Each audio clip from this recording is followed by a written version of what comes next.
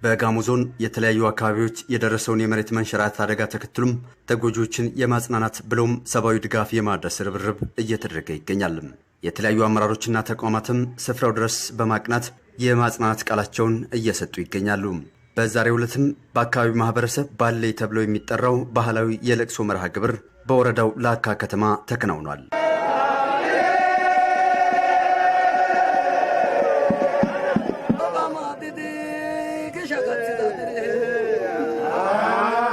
ስርዓቱ ወዳጅ ዘመዶቻቸውን ያጡ አካላት በአደባባይ እርማቸውን የሚያወጡበት ስለመሆኑ የሀገር ሽማግሌው ሳዲቅ ስሜ ይገልጻሉ።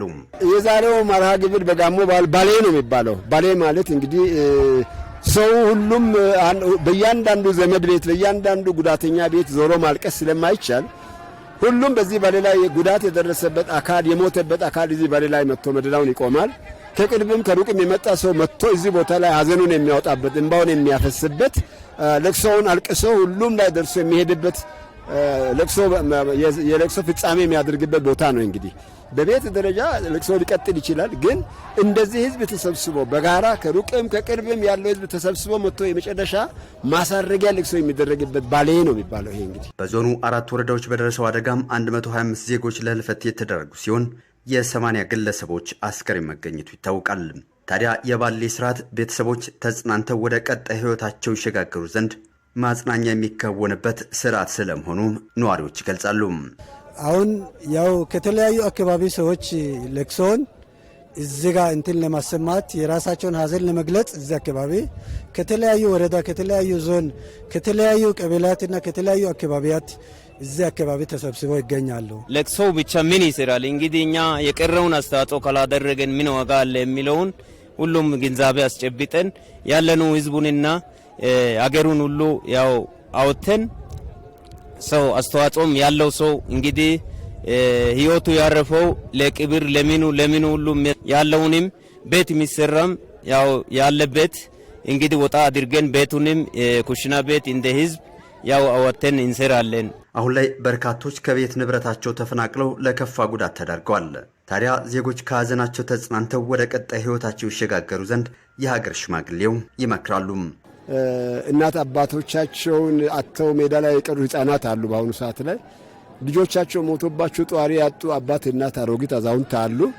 አሁን ማሰብ ያለብን ከሩቅም ከቅርብም ማሰብ ያለብን እንዴት እነዚህን እንደግፋቸው፣ በህይወት ያሉትን እንዴት እንዲቆዩ እናደርጋቸው፣ እንዴት እናጽናናቸው።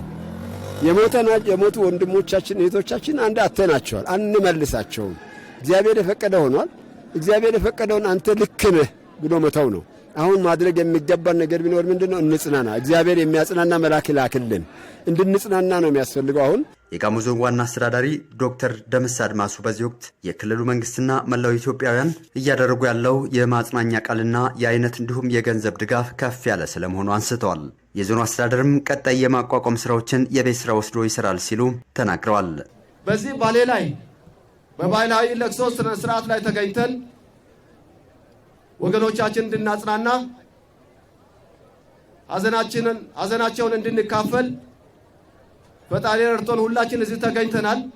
በቀጣይም ደግሞ እንደ ጋሞ ዞን አስተዳደር ህዝባችን እንዴት መርዳት ማቋቋም የወደፊት ቀጣይ ህይወት እንዴት መስራት እንዳለብን ከዚህ የቤት ስራ የምንወስድና ድጋሚ ይህ ሁኔታ እንዳይከሰት ቢከሰት እንዴት መከላከል እንዳለብን የቤት ስራዎችን ከወዲሁ መስራት እንዳለብን የቤት ስራ ወስደናል። አደጋው የደረሰባቸው ወገኖች ብቻቸው እንዳይሆኑ ድጋፍ ያደረጉ ኢትዮጵያውያንን ምስጋና ይገባቸዋል ሲሉም ርዕሰ መስተዳድር ጥላሁን ከበደ ገልጸዋል። በባሌ መርሃ ግብር ላይ ለተገኙ ወገኖችም የመጽናኛ ቃላቸውን ሰጥተዋል።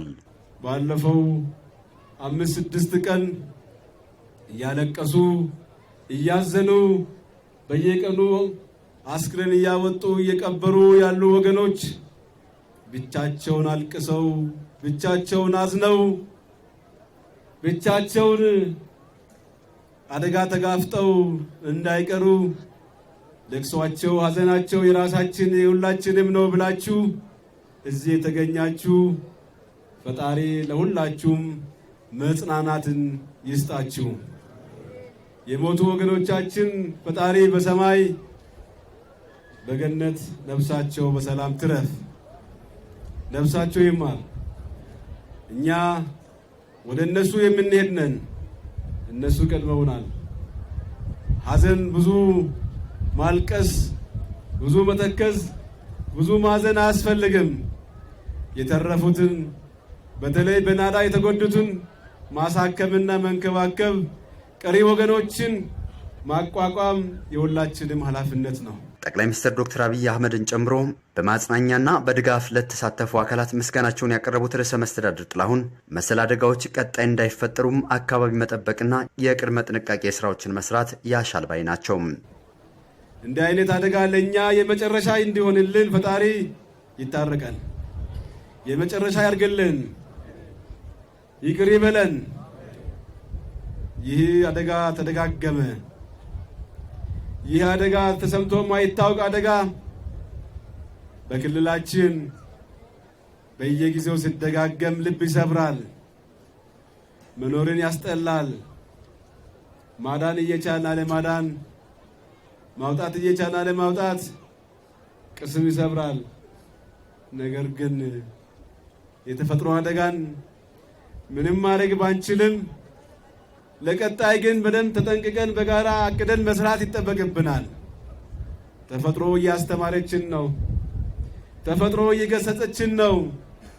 ተፈጥሮ የራሷን ቅጣት የራሷን አቅም እያሳየችን፣ እኛ ተፈጥሮን በደንብ ካልያዝናት ካልተንከባከብናት እንደምትጠቅመን ተመልሳ እንደምትጎዳና እያሳየችን ናት።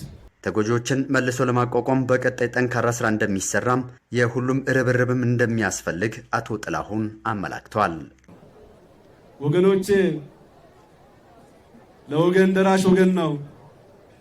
ይህንን ጊዜ ማለፍ ምንችለው አብረን ስንደመር ነው። ይህንን ምርር ጊዜ፣ ይህንን የሐዘን ጊዜ፣ ይህን ጥቁር ቀን የምናሳልፈው አብረን ስንቀናጅ ነው። በመካከላችን ያለ ልዩነት ወደ ጎን ትተን አንድ ሆነን ብዙ አንድ የሚያደርጉን ነገሮች እያሉ እጅግ በጣም ጥቃቅን ልዩነትን እያነሳን እርስ በርስ እየተገፋፋን በቅጽበት ይኸው እንደዚህ የተሸኘን፣ ይህንን እያየን መማር አለብን።